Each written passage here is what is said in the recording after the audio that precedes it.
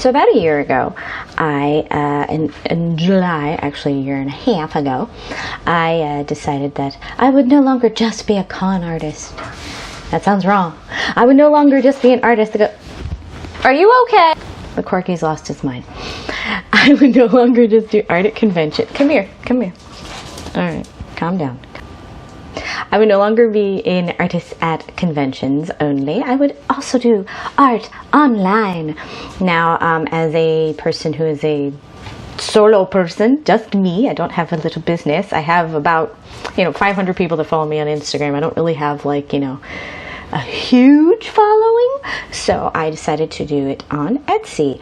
Now, a lot of people do their own websites, and I do have a website, but I don't have a store online unless it's through Etsy, because Etsy basically is a giant search engine for crafts and art and stuff like that. So they kind of do all the SEO, digital marketing stuff for you. So I just wanted to share how I got started. So first off, what I did was I had to figure out, what the heck am I doing? What am I selling? So the funny thing is, at conventions, the thing that sells the most is my stickers, actually, and then prints, and then commissions. That's how it goes. Well, online, I did the exact same thing. I decided, okay, I'm gonna put the same things that I sell at the conventions online at Etsy. Turns out it's a different market, and it went in a different order. So what I sold the most was commissions, and then stickers, and then prints. So the psychology of what sells had to change. So online people are more willing to wait for something, whereas in a convention they want something very instant. So that's how it went. Anyway, so I figured out what I was going to sell. I was going to sell the same stuff that I sold at conventions at first. This is before I had narrowed it down. And so I had to stock up on all my supplies. Now, I already had supplies for making stickers. I already have a silhouette to cut them out. I already have all that stuff, but I didn't have stuff to send. I bought supplies for that. So I had to get mailing sleeves and paper to print, shipping labels, and a scale to weigh all the things that I was going to be sending. And then after that, I had to set up my little office. So I got an EIN, and because of that, when I write it off on my taxes, I have to have one area that I do all my art in. So yeah, let's check out the Etsy shop, shall we? Put on my old lady glasses because I can't see. When you go to Etsy, you'll see you sign up. You'll sign up for an account and everything like that, and then you'll put in your credit card information, whether or not you're going to, what country you're in, what denomination, what is the word I'm trying to think of? Anyway, whether or not you take dollars, pounds, whatnot. And then this is the shop manager. This is the area that you see when you are on Etsy. And so basically, once you get your account and you get ready to go, you're going to put up your listings. Now, with the listings, you have to figure out what you're going to be selling. Obviously, so I have some mystery bags. I have some stickers, and then mostly I have my D&D character commissions, or just any character commissions or illustrations. So if you want to add a new one, this is the screen that you see, and it's going to say add picture, and you can add a bunch of pictures. It's really good to they always suggest to take pictures in natural light, and then you can put the title. Now, it doesn't just have to be one thing like sticker. You can put sticker, dog, Christmas, gift. You can kind of use it almost like tags already. And then for category, it's going to be is this a craft? Is this a necklace? Is this jewelry? After that, you can do either automatic or manual, depending on how often you think you're going to be sending this. They are going to do a fee. They take a lot of fees, so that's why a lot of people don't particularly like using Etsy. But when you're first starting out, it's kind of a good jumping off point. And then obviously the description. So we're actually going to go into a listing that I've already have up, and you can see what finished listing will look like, but this is just where you put in things. And I don't know why my laptop started saying what I was typing. It was very weird. And then tags. So tags is kind of, you know, like hashtags. It's the same thing that you put at the end of a YouTube video, the same thing you put in your Twitter or on your Instagram. It is something to link it so that people, when they're like, I'm looking for corgi art, you would write corgi art, and then they could find it through that way. And then down will be pricing.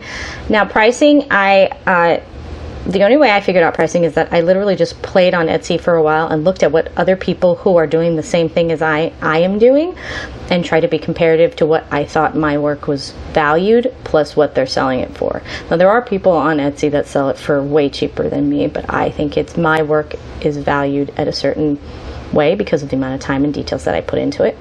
Now marketing, so this is something that you have to opt out of because they're going to do like Google ads and stuff like that automatically, so you have to actually opt out if you don't want them to charge you. And the way it works is like you don't get charged until somebody actually buys a thing.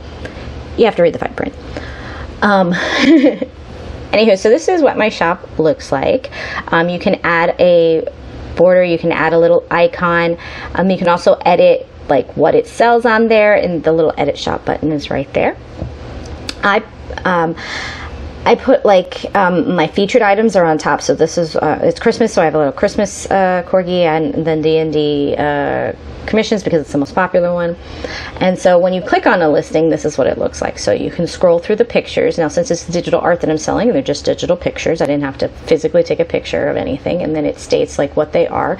And this has variations, and so I have different variations. I have portraits, waist up, full body, and then you can select how many you want. And under it is going to be a little personalization tag that you can put in there where they can describe what they want.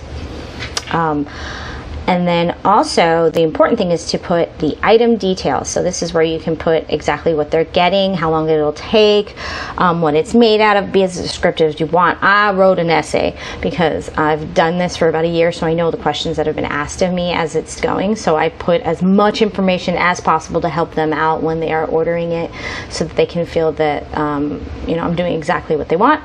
You'll also see reviews as well, specifically for the store and for that specific listing. And then up on the top I put a little thingy because right now, because of COVID, everything's taking a while, so it's a little disclaimer saying things that are, you know, not digital may take a while. So then we have all my other listings here. I got the mystery bags, and then down at the bottom you'll see the reviews, and then people can actually tag, and not tag, but put pictures of like what the item looked like when they got it. And then this is going to be your little analytics area that shows you you know, what's bringing in your traffic. Is it Etsy? Is it you? You can also have a little section for messages, so when people are ordering things, they can message you. They say thank you or whatever. Here's my email address. You're the best. And you can also organize your orders and your marketing and whatnot. I am not showing you that part right now because it has a lot of like information that should not be shared, so I haven't quite figured out how to blur all that out yet. But in another video I can show you how to do that. So there's also a way that you can make your own website, but I already have a website. So, but my website is linked to my Etsy shop. Because you can make your, I think it's through Pattern, you can make it on Etsy, or through Square. But I already had one, so I did not make a website. So yeah, that's it. So yeah, that's pretty much the kind of like the basics of like how it is working in Etsy shop. After that, it's a lot of trial and error, and a lot of sitting on Etsy and just looking at what other people are doing and learning how to market yourself, because it's a marketplace. And so I could go into more depth about like SEO, digital marketing, you know, how to drive traffic, how to use ads, and how to cut costs on things, such as when you're sending it, how to buy things in bulk, things like that. I can go into more information in another video once I have all of the financial stuff down. But right now that was just like a basic of what I have on my Etsy shop. So